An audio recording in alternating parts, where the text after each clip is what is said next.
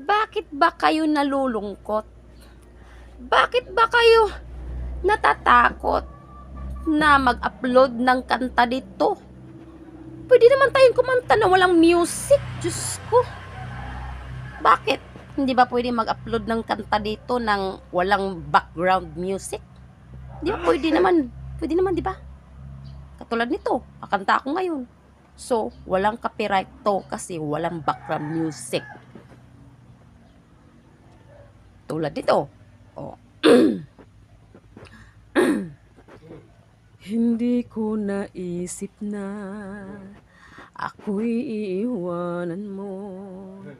Anong pagkakamali ng puso ko? Sana'y masabi mo.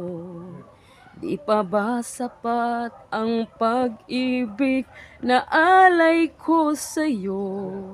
Upang ang puso ko lubusang saktan mo. Paano kaya ang puso ko kapag kapiling mo na siya? Paano kaya matatanggap sa buhay ko'y wala ka na?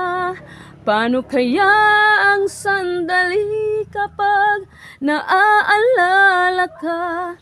Paano kaya kung ang pag-ibig mo'y wala na? Oh, di ba? Sus!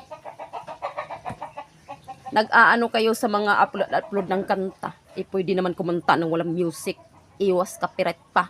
Kumanta kayo. Mag-upload kayo ng kanta.